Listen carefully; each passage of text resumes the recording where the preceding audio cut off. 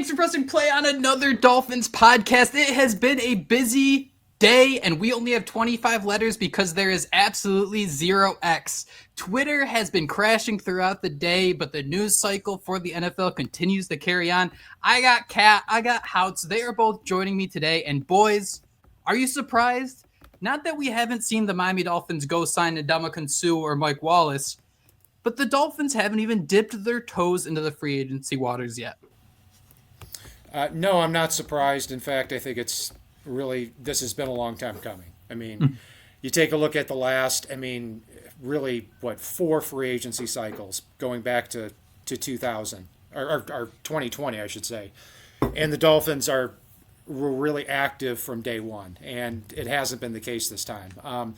We're at the time of recording this, we're about 4.5 hours into the tampering period, and the Dolphins have not made a move.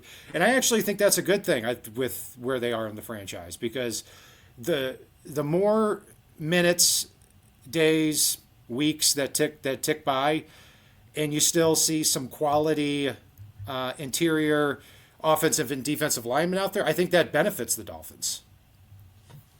I'm a little surprised that we're not seeing the Dolphins, I guess, maybe as, linked to some of these players that are being signed. But I'm with Kat. I think it's a long time coming. We really didn't win anything when we were signing the Ndamukong Suhs or winning the offseason. We never really got to hang those banners. So maybe they learned something. But I do expect, we joke, Jake, as soon as we're done on this pod, right before I even, as I'm editing it, as we're uploading it, they'll sign somebody. But good on Krisker and them for, not diving in, because as we'll talk about, some of these contracts that have been signed, they're absolutely crazy.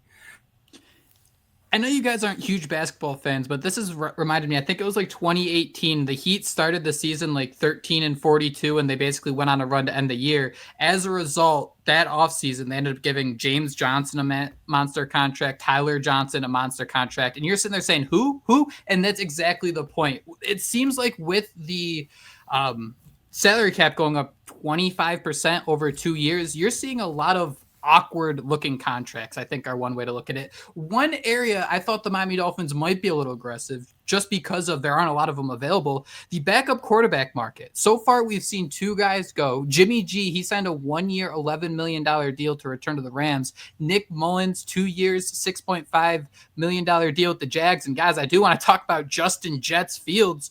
But when you're looking at that backup quarterback market and where the Miami Dolphins stand, about $25 million in salary cap space, I understand that we need to kind of slow our roll, and the Dolphins aren't going to be big spenders.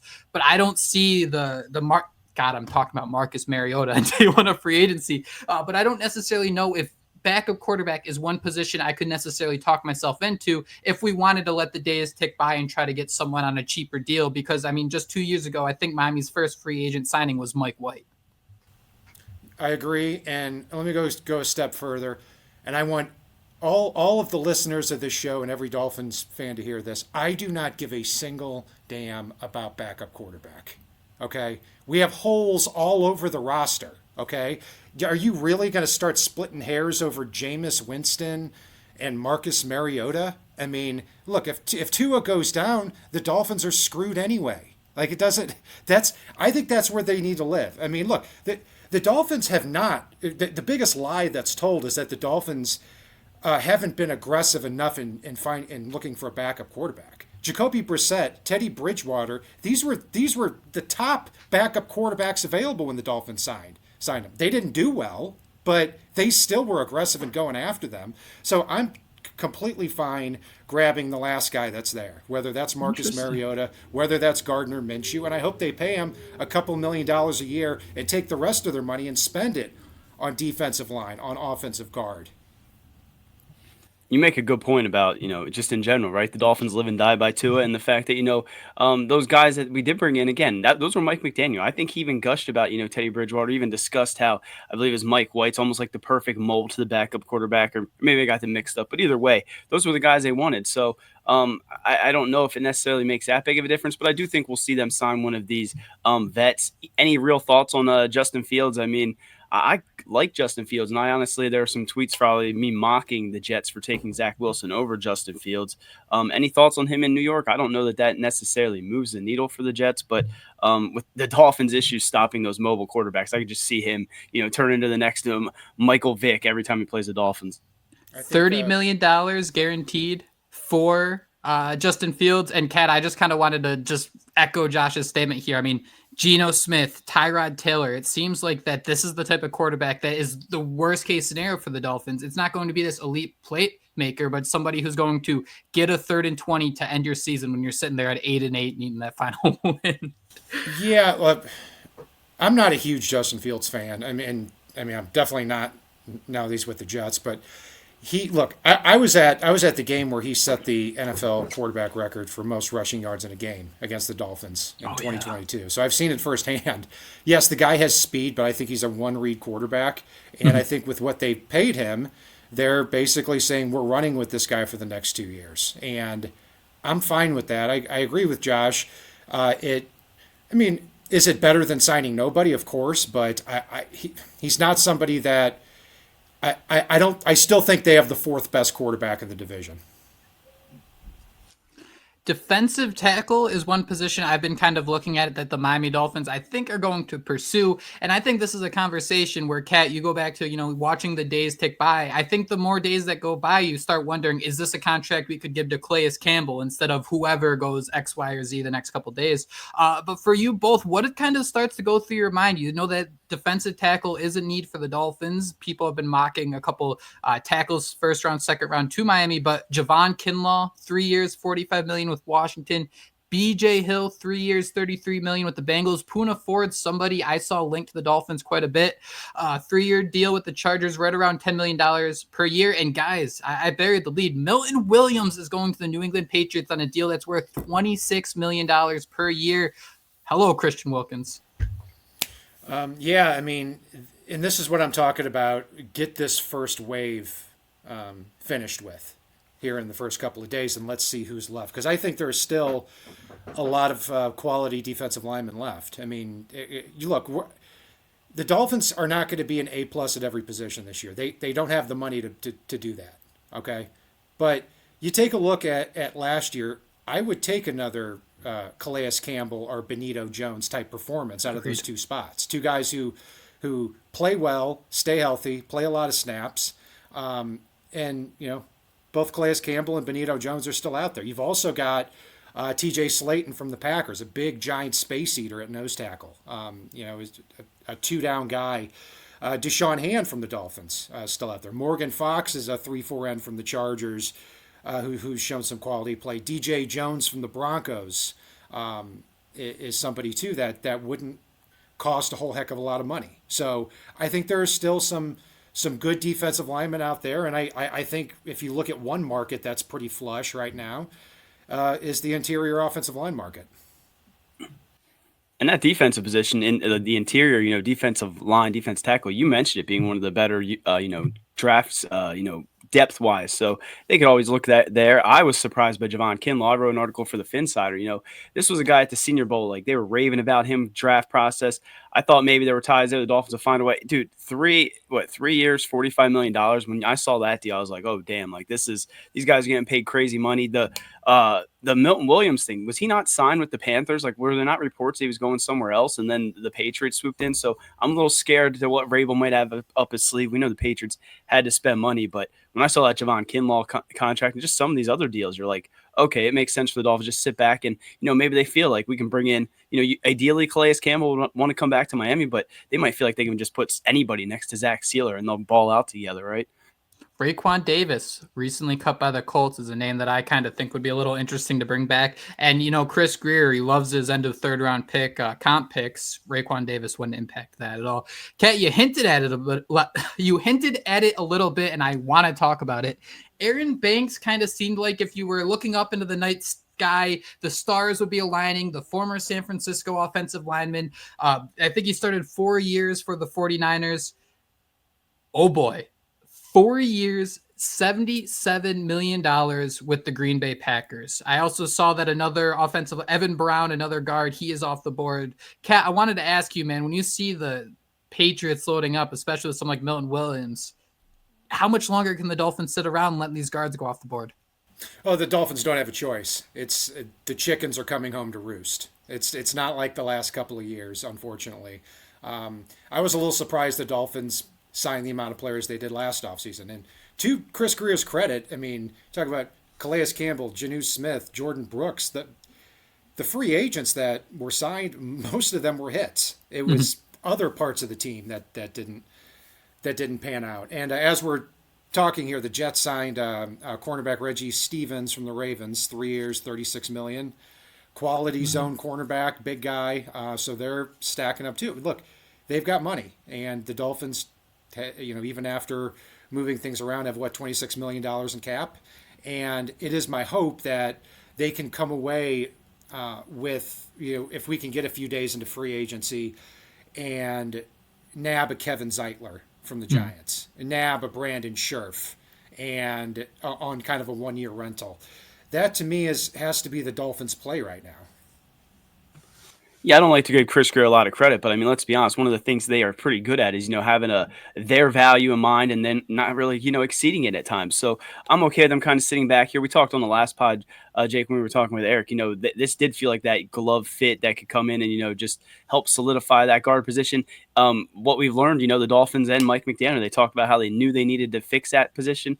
They're still not going to go out there and overspend. So, again, as soon as we get off here, they'll probably end up signing someone, but it will be interesting to see where they go with some of those vets, like like Kat talked about and like we did on the previous pod, because there are some out there that they could just feel like, okay, we can plug and play in this year and maybe bring in their predecessor next year.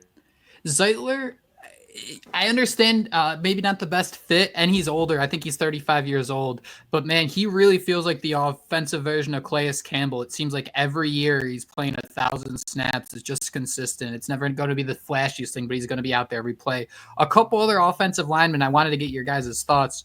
Drew Dolman, center, 3 years, $42 million with the Bears. Left tackle Jalen Moore, 2 years, $30 million with the Chiefs. Left tackle Dan Moore, 4 years, $82 million with the Titans.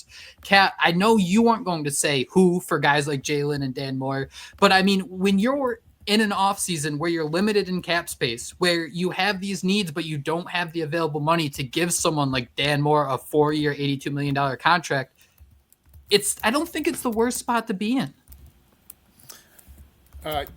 Yeah, I mean, Jalen Moore getting $15 million a year and Insane. Dan Moore getting $18 million a year is just nuts. But it shows how much the position is valued in today's NFL. And when I take a look around here, I mean, there are two guys I want to throw out there that are free agents: James Daniels and Tevin Jenkins, both interior linemen. If it flashed upon your screen that James Daniels was the signing, the immediate reaction would be, oh, of course Chris Greer is going to sign a guy who played 4 games last year. So it's like, you don't have a choice, okay? I will take the guy who's 27 years old, coming off an injury, who fits the scheme well, and missed most of last season with an injury, as opposed to the 40th or 45th best offensive guard in the NFL, who probably doesn't fit the scheme. So James Daniels is, to me, the guy I think would be a dream if the Dolphins could get him on a 1 or a 2 year deal and slide him in there at the left guard spot and cross their fingers and hope that he stays healthy. Will Fries was another one of those guys. I think it was on Greg Rosenthal's top 100. But I'm with you, Kat. I don't know if it's just we've been here before, but I'm not going to nitpick over which one of these guys they bring in. No matter what, that's going to be who we ride or die with. And again, based on what we've seen over the last few years with some of these guys, I kind of have a little bit more confidence in Butch Barry and company and what they can do than maybe I should. Kat, you hit the nail on the head. Players who are home runs do not reach free agency. Everybody, it's Greer signing another injured player. Somebody wouldn't reach free agency if they weren't, if they were playing 16 games and playing at a high level. It's not how free agency works. So when you're kind of identifying traits or identifying success stories, a lot of times it makes more sense to, sign the 27-year-old who had some high notes but suffers from injuries more than someone who's kind of bounced around a bunch. He plays 16 games, but he gets torched all the time. Those are the risks that you might have to take once in a while. But then when you do that, though, you start to have the conversation, how can we fill needs during the draft? And I think one of the most interesting signings, Braxton Berrios, 1 year, $2 million with the Houston Texans. And that has nothing to do with the Texans or Berrios. But instead of investing, what was it, $10 million over 2 years into Barrios, Miami's like, all right, let's step in with a 6th-round pick who did the job just as well with Malik Washington. So I think, Kat, as we start to go through these conversations, whether it's a guard, whether it's a safety, I think where we are kind of like, oh, I don't really know if this is the most prime position to go at pick 13. That conversation's changing, man. If someone like Dan Moore is making $82 million in free agency, all of a sudden taking a Kelvin Banks at 13 makes a lot more sense, even if he's going to just kind of be sitting at guard for a year or two. Yeah, and I have to correct myself from before. It's Brandon Stevens, not Reggie Stevens. That's going to bother me the entire episode if I don't correct that for myself. But yeah, you're exactly right. And the position I don't want the Dolphins to be in is if they're sitting there at pick 13 and they haven't addressed the defensive line or the guard position all year or all off season. And now you're in a spot. You're like, yeah, we'd really like to take a premier cornerback like a Will Johnson if he continues to test out Will. We just can't do it. We got to fill needs here, and they end up taking an interior defensive lineman or a tackle that they move to guard. To me, free agency is about you really got to swing one of two ways. You got to make a big splash, or you got to put yourself in a position to sign enough players where you're not having to reach on need in the draft. And that's a Kursker special. I mean, yeah, you just named it like right there. That's what he does, right? The flex deal. We always talk about it. So I don't know. We'll see if, their approach this year changes. But I like what you guys are both saying. And I want to know, if this will change their way. Because these guys, I mean, like Dan Moore making that much money, they're going to have to start valuing these positions more and hitting on them if they, want to continue to have success. I don't think Dan Moore would not have, I don't think, started on his own team. They've back-to-back years drafted offensive tackles. Broderick Jones from Georgia, and then Troy Faumatu, I'm not sure if I'm pronouncing that right anymore, from Washington. I mean, he can play guard too, but I mean, Dan Moore had a good year, but you're talking about a middle-of-the-road offensive tackle who's getting, 18, 19 million a year. And you're seeing kind of the same thing at the safety position where we're talking about, well, maybe we can't bring back Javon Holland, but let's look at Hufanga from the 49ers. Let's look at some of these other guys who now are getting contracts between 15 and 18 million a year too. So the league is flushed with cash right now, and the Dolphins aren't part of it. And it's just kind of taking their medicine right now. And I do want to talk safety, but just to kind of help contextualize everything. And it's important to note the salary cap has increased by 25% in 2 years. But guys, is there much debate? Teron Armstead at 5 years, $75 million, or Dan Moore at 4 years, $82 million? No debate at all. I mean, Armstead, even if he played 10 games, which he's prone to do if he comes back, is the better player. That's been my point with Armstead all along. Anytime he got hurt or missed a practice or missed a game, it's like, I'm sorry, I'd rather have him for 13 to 15 games playing at that level than someone like Dan Moore, who you're clearly overpaying for to fill a need. So, yeah, hope Armstead comes back. We'll see. I don't think he will now, but we'll see. It's kind of funny with Moore, though. We're all sitting here saying, how he went through this, but we always say the best ability is availability, right? And this dude's like always available. So I guess that's the one good thing about him, right? They know they can at least rely on him starting there. And unfortunately, that's more than we could have said for Teron Armstead. But yeah, I don't understand the signing, not for that type of money. But like Kat said, everyone has it. Everyone's Scrooge McDuck, and we're just scraping pennies out from this couch cushion. I do think there's like a needle the Dolphins can thread. And like, I don't think the Dolphins should spend big at backup quarterback, but I think you need to pick your guy before everybody is off the board. And I think the same thing is kind of true at safety. Hufanga signed a 3-year contract with up to $45 million. When the Dolphins are sitting there with $26 million cap space, they aren't going to be signing someone like that. However, I do see somebody like Jeremy Chin signed with the Raiders for 2 years worth about $16 million.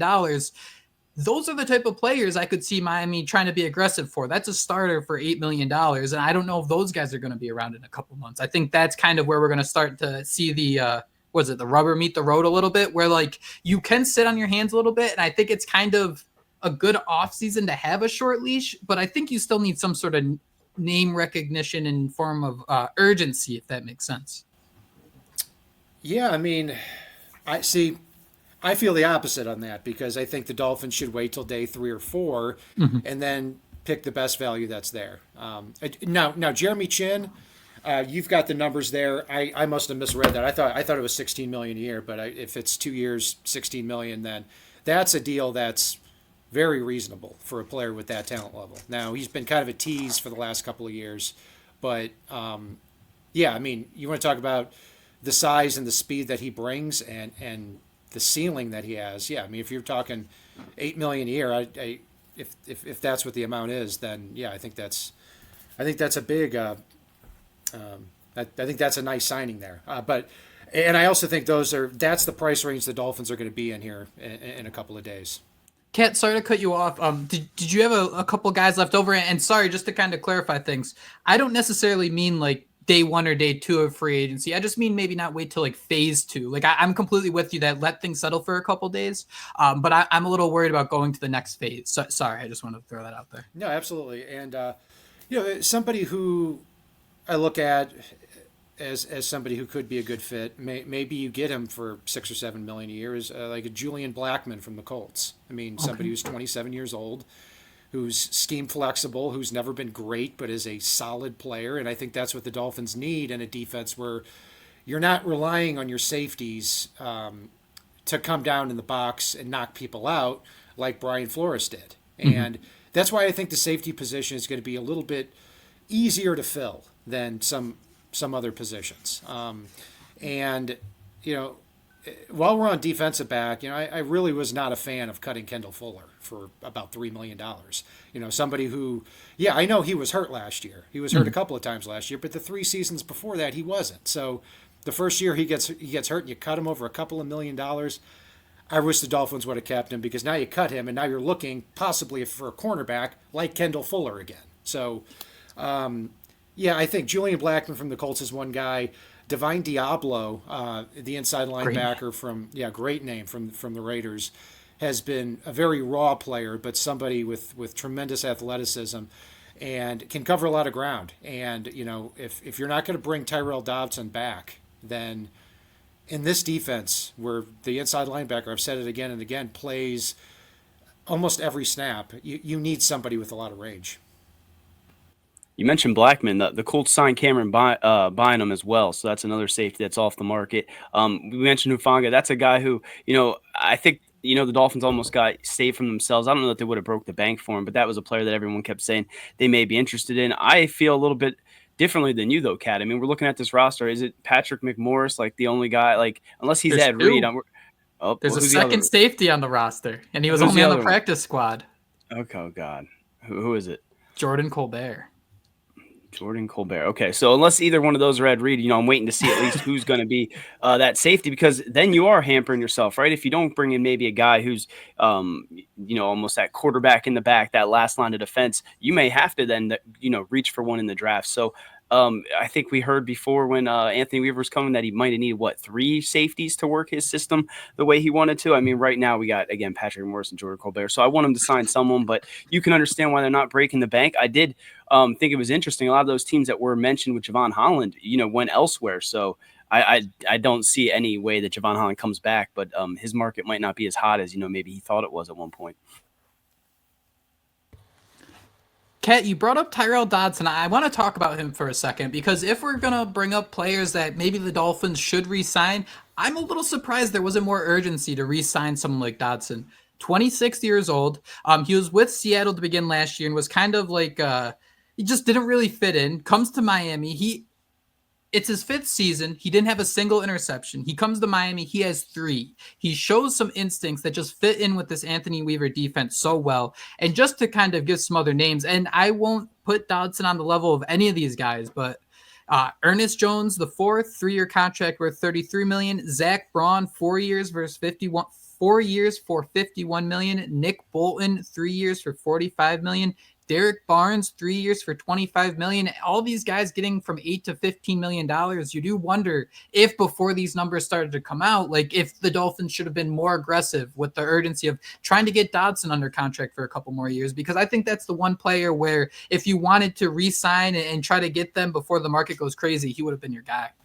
No, I agree. And he and Deshaun Hand were the two that I'm disappointed the Dolphins weren't a little more aggressive in bringing back, because, you know, you're talking about somebody. I mean, we saw what David Long did last year, and look, I point to two games, the Colts game and the Cardinals game, where if David Long was not the second inside linebacker in those two games, the Dolphins win those two games. I'm 100% sure about that.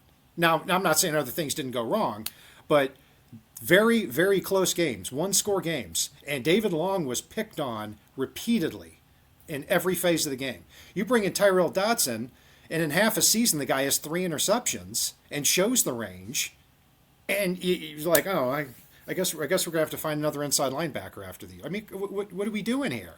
He can't cost that much. I mean, it'd be one thing if we, came out today and saw that he signed a 4-year, $50 million deal. I'd be like, oh, well, I guess he showed a lot last year. But that doesn't seem to be the case. And Deshaun Hand's somebody who didn't even start at Alabama many years ago, and has been a raw player since, and has never put it together, not with the Lions, not with the Titans, and he showed the ability to put it together last year. So when two guys come into your defense and show that, and you can re-sign them for not too much money, the Dolphins really should have taken advantage of that. Yeah, it's been one of the more head scratchers. I mean, we're not going to sit here and, pout if they don't bring back Dotson, but you do wonder what the hell they're thinking when you do have that need. Maybe one thing they're thinking, and I don't know if it was a legit source, but I know Dre Greenlaw's been, I guess, the rumor to be, the Dolphins had rumored to be interested in him. So maybe they saw a need to, maybe slightly upgrade the position there. But why not do both if that was your plan? So it doesn't make much sense. And I'd like to see them bring back Dots. And you mentioned some of those other guys. Benito Jones is another one that I have a soft spot in my heart for, that I'd like to see come back, or, be one of those guys they re-sign and don't let out there. That's kind of, it's interesting to see how we all have differing perspectives on some of these things, but we're all in the same boat where when you're looking at defensive tackle, if you get to phase 2 or even phase 3 of free agency, if you can bring back a couple of those guys and you're just kind of content going into the year, I'd be okay with that. Sticking with former San Francisco 49ers, Elijah Mitchell, running back, he has dealt with some injuries, but I saw he signed with the Kansas City Chiefs. The Dolphins only have 2 running backs under contract currently. You got Devon Achane and you got Jalen Wright. I really thought that Elijah Mitchell might be a guy for the Miami Dolphins just as an experienced backup at running back. Not the case. Ket, do you have anyone on your radar at running back who the Dolphins might be chasing early, just as like that veteran presence back there? No.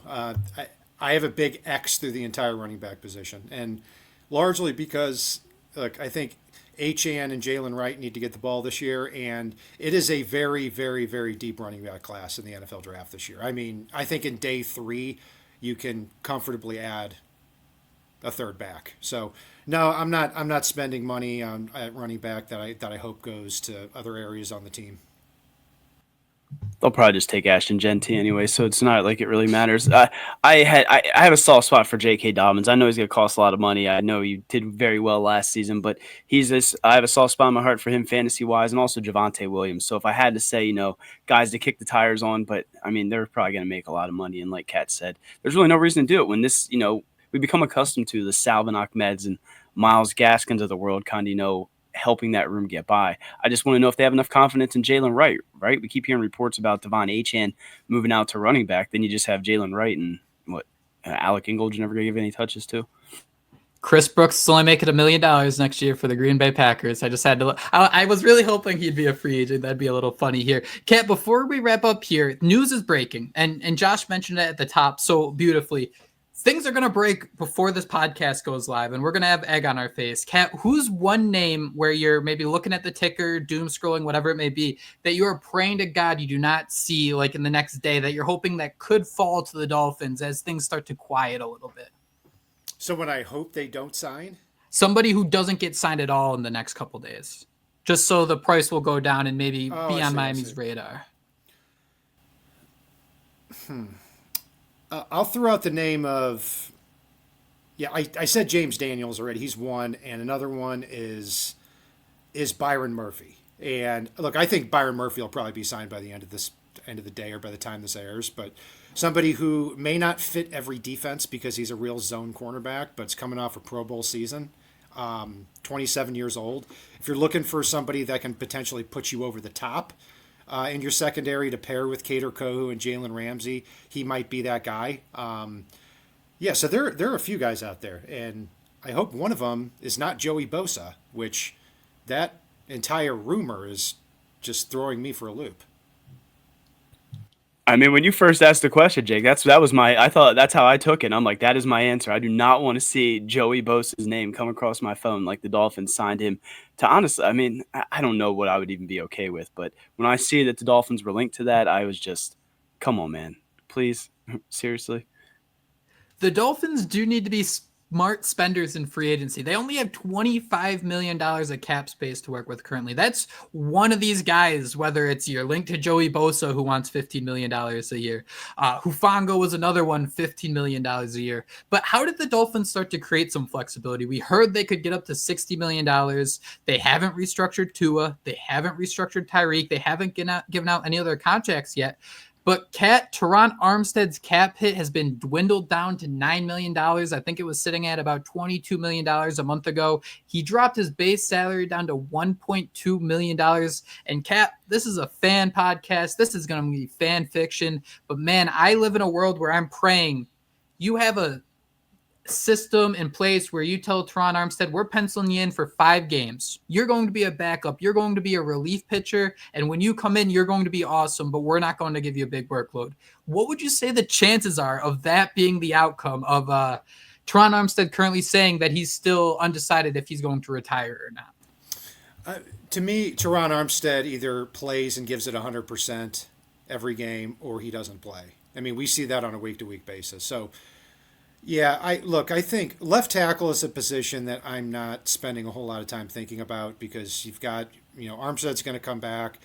Or if Armstead doesn't come back, you're going to either sink or swim with Patrick Paul. And to me, if you take an offensive lineman at 13, whether that's Armand Membu, whether that's Will Campbell, whether that's Kelvin Banks, whoever it may be, they're probably going to start out at guard. So, yeah, that's. But you look at the Dolphins roster; they don't have anybody on their roster at guard. I mean, I literally don't think they have a live body. They might have some practice squad guys, but I know Andrew Myers, a backup center. Aaron Brewer's their starting center. You've got Patrick Paul, Teron Armstead, and Austin Jackson at tackles, but that's it. Other than that, it's a blank sheet at guard. So that's why I'm hoping the hours keep ticking by and you can somehow come away in free agency here with 2 passable guards. And if you do, you might end up upgrading the unit from last year. I'm still in disbelief that, Teron Armstead, I mean, I guess that's what good players do, right? Or leaders. But the fact that he brought it down so the Dolphins could work their way. Jake, I hope that he can be that 6th man. But like Kat said, it seems like if it's Teron Armstead, he's either going to go out there every single week and, try to be that guy, or he's just going to walk off into the sunset. I just don't know I don't know that I believe that he's ready to retire. But I hope that the Dolphins don't have something catastrophic happen where it almost, forces Armstead to come back and try to save the day. Fan fiction, him be your swing tackle for November and December, I think would just be the coolest thing in the world. Maybe you throw him a touchdown pass at some point. I fan fiction, 100%. Another reason the Miami Dolphins were able to kind of free up some cap space, Bradley Chubb, he will be on the roster next season. I was very excited to hear this. His cap hit is down to $12 million, a base salary of $3.1 million. He can still get all the way up to his $22 million, I think it is, based on incentives. But Kat, if the Dolphins are going to have one superpower, I think a trio of Jalen Phillips, Bradley Chubb, and Chop Robinson's a good place to start. It is, and what a big break it is for the Dolphins to have Bradley Chubb come back for $3.1 million with the rest incentives, and that's a GM's dream right there. But before I talk about him, I just want to point out that we have blank sheets at guard and defensive line, and you're talking about throwing touchdowns to Teron Armstead. I think there's a little bit of a problem with that. But anyway, getting back to the point. No, I think I do think it says something though that, and for as many licks as Mike McDaniel has taken, and I think rightfully so, that Teron Armstead and Bradley Chubb are in the building willing to work here and work these things out with the Dolphins. At least that's something. We haven't had a lot of good news here over the last couple of months. At least that is a positive reflection of the Dolphins organization, albeit a small one. Yeah, I mean, honestly, Bradley Chubb could have said, "F you guys," you ran to force their hand or something like that. But I think the biggest concern I had, or I guess the biggest thing that stuck out to me, I would love to see the Chubb, Phillips, Chop, trio. It's every one of our dream. But the fact that the Joey Bosa stuff came out, it started to make me wonder, are they worried about Jalen Phillips, maybe his injury, maybe not being ready? Because wouldn't that be one of our biggest fears? I mean, we see him grind his ass off. We see what he's doing, but, injuries are a fluke thing. So I hope that doesn't say anything about how they feel about Jalen Phillips. But yeah, I'm stoked that Bradley Chubb and Teron Armstead, love this team, love the community enough to, do what they did. When you look at Chubb's contract and how incentive-based that is, you do wonder. I mean, you have two guys coming off serious injuries. I don't think the Dolphins can just sit at defensive end at this point. I wouldn't say you got to go and use your first-round pick or spend big in free agency, but I do think the Dolphins need to bring another player. And I hate to go right back to this, but the second I heard the Dolphins linked to Joey Bosa, I thought, oh, it's Shaq Barrett again. Like, they're just looking for a veteran pass rusher who can be part of a rotation. And when you can add someone like that in, you're keeping your other guys fresh. But on top of that, when you have someone like Bradley Chubb chasing incentives every single week, that might be the difference in 2 or 3 sacks and a couple $1 million too, which I know that sounds very nefarious and it might actually be, but it could be seen as a positive. I don't know. Yeah, everything about the Joey Bosa rumors confused me to the point where I think it's just all BS. That's just a feeling. That makes sense. And because here's to me the nightmare scenario is that Bradley Chubb did this and is coming back at $3.1 million a year, and the rest is incentives. But you didn't tell him that you're going to go chase Joey Bosa to take those snaps away from him. If that happens, you're going to have a really pissed off Bradley Chubb. Okay, I'm not saying that's going to happen, but it's part of the reason why I don't think Joey Bosa is actually going to be a Miami Dolphin. I think it's just the name Bosa, right? It has to because he had ties to San Francisco, the Mike McDaniel, he loved Nick Bosa maybe. They just, I hope so anyway. But again, we're going to get off here and it's going to be that big signing of the day, that splash signing. And we're just like, what the fuck are you doing, man? Like, come on. Somebody, I don't know if he's been signed, and I apologize if he has. He was pretty good with the Pats, and being up here in the Northeast, I thought it would be a little. Josh Uche, like that's the type of guy I think the Dolphins could take a flyer on. I think you're going to have a solid defense. You're going to have a solid foundation up front. Take that flyer on somebody who could maybe get you a comp pick or you fold into the future going forward. That'd be kind of my list. Kat, I don't want to spring it on you, but do you have anybody else in that defensive end range where you're not going to spend $10 million, but you also can't leverage like a pick on them or something like that? Yeah, I mean, if we're talking about edge rusher, if we're talking about 3-4 outside linebacker, I don't think that's a direction the Dolphins should really go in. Mm-hmm. There are a few guys that jump out as, to me, guys who can double as that as well as 3-4 defensive ends. One of them, Charles Omenihu, a guy I've liked really since college. He's been around. He was hurt for the first part of last year. He's a big guy, about 6'5", 280. Was with the Chiefs. John Kaminsky as well from the Lions is also in that same size range. Not, just a massive player. And Dietrich Wise is also a free agent from the Patriots. I mean, you're talking about somebody who is going to be 32 years old. Can you sign him and squeeze 500 snaps out of him for a year? I think there is depth. If you're looking at the two positions where the Dolphins have huge needs on defense, I think there's a lot of depth at 3-4 defensive tackle, nose tackle, as well as end. And not to harp on the Bosa thing too much, but I'd almost rather bring back Emmanuel Ogbah or, Tyus Bowser than, give him what he's worth. So I'm okay just looking towards the draft and bringing in, maybe another depth piece or whatever. Kat, am I stepping too far out of bounds if I'm already trying to talk about Grayson Murphy? No, I think he showed potential last year. And then you were so excited about him as an undrafted free agent. He came in, he looked like a superstar in his first preseason game and immediately got hurt. I felt terrible for you. So for you, Jake, I hope he gets back and I hope he makes the roster as the 4th or 5th edge player. Mo Kamara, another guy just to kind of keep in your mind as things are going. So we're sitting here, $25 billion in cap space. You got a rookie class to sign. The Dolphins can add some, contract extensions. I'd throw out Zach Sealer, maybe even Jalen Phillips. But guys, how do you feel about the Miami Dolphins? We're sitting here 5 hours into legal tampering. I know this is the perfect time for analysis, but there are still a bunch of teams with fewer space than the Dolphins, with the Eagles, Browns, Ravens, Texans, Bills, Bucks, Falcons, Saints, and Chiefs all having less cap space. And you got Buffalo, Tampa Bay, Atlanta, New Orleans, Kansas City still in the red. So, Kat, as you're kind of starting to see things unfold, we've spent months talking about this day specifically. What's the vibe? Yeah, I mean, I think it's kind of the same thing where it's the teams that you listed not incredibly active right now, at least most of them in free agency. And I think the Dolphins are going to be in that spot here in a couple of days and where they're starting to look at kind of what's been picked over. And I think that's the Dolphins' opportunity to pounce and fill a few of these spots here. One other guy, too, Rasul Douglas from the Bills.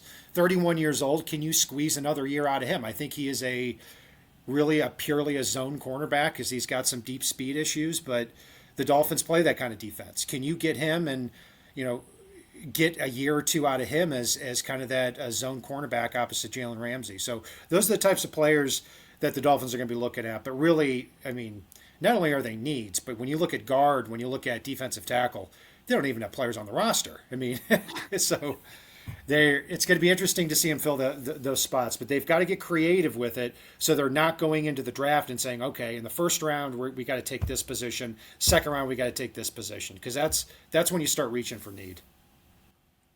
I think I kind of just came into this whole thing just like kind of, let the chips fall to where they fall. But now you're sitting here and like, if this first day passes, then I'm going to sit there and wonder, like Kat said, you have so many some holes on your roster where there's literally not I like the way you said it, like a human body, a breathing body even in that spot. So they're going to have to make some moves, but, it comes quick, right? They had a plan coming into the offseason. They mentioned, having their eyes on several free agent guards, having their eyes on several, X, Y, and Z. So let's see the way this whole plan falls. But I'm a little surprised that, I think before we came on here, I saw that they were the only team that hadn't signed anybody, unless you count Matt Dickerson, the defensive tackle that they gave like a futures contract to. That was the only thing they did since the tampering period started. You would have thought by this point there'd be at least one Christmas present under the tree, but the Dolphins are sticking strong. There is legal tampering going on. Our bad, hands up. If we have recorded this and the information is already stale, things are going to be changing fast and furious over the next couple days. Franchises have until Wednesday to tamper with players, and then they can start officially making signings at 4 p.m. on Wednesday. We'll probably be back on Thursday to assess the situation, let the dust settle, and see where the Miami Dolphins are looking. But Kat, Houtz, thank you guys so much for joining me. And everyone out there listening, thank you so much for listening to Another Dolphins podcast. We will be back soon, but until then, enjoy free agency, and most importantly, fins up. Fins up. Zoop.